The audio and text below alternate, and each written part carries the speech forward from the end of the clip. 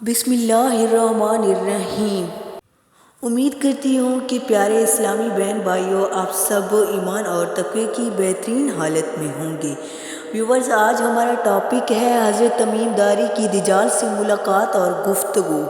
لیکن ویڈیو شروع کرنے سے پہلے پلیز ہمارے چینل کو سبسکرائب کریں، لائک کریں اور بیل آئیکن پر بھی پریس کریں تاکہ ہر آنے والی نوٹیفیکیشن آپ تک جاری رہ سکے۔ ویورز پلیز ویڈیو کو اینڈ تک دیکھیں، اسکپ نہ کریں۔ جی تو ہم شروع کرتے ہیں۔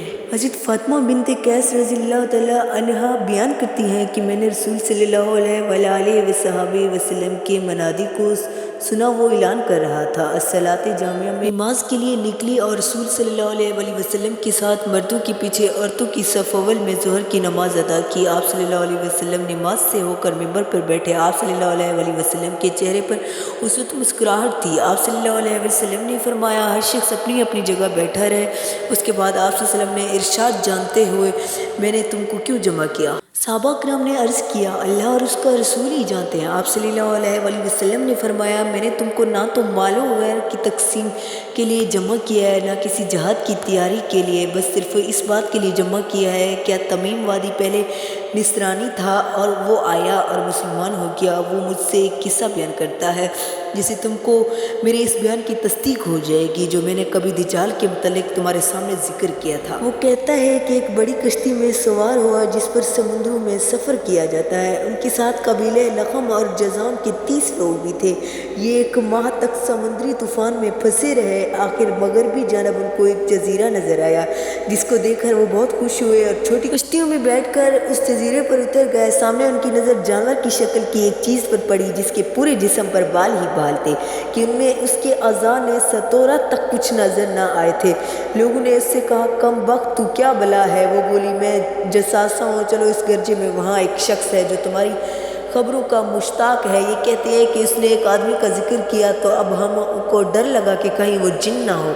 ہم لبیک کر گرجے میں پہنچے تو ہم نے ایک بڑی قوی ہیکل شخص دیکھا۔ اس سے پہلے ہم نے ویسا کوئی شخص نہیں دیکھا۔ اس کے ہاتھ گردن سے ملا کر اور اس کے پیپر گھٹنوں سے لے کر ٹخنوں تک لوہے کی زنجیروں سے نہایت مضبوطی سے جکڑے ہوئے تھے۔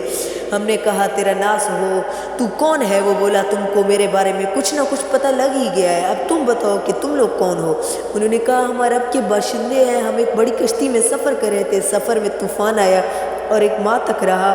اس کے بعد ہم اس جزیرے میں آئے تو یہاں ہمیں ایک جانور ملا جس کے تمام جسم پر بال ہی بال تھے۔ اس نے کہا کہ میں جساسہ ہوں، چلو اس شخص کی طرف جو اس گرجے میں ہے، اس لیے ہم جلدی تیرے پاس آ گئے۔ اس نے کہا مجھے یہ بتاؤ کہ بیسان کی کھجور میں پھل آتا ہے یا نہیں؟ ہم نے کہا ہاں آتا ہے۔ اس نے کہا وہ وقت قریب ہے جب اس میں پھل نہ آئے۔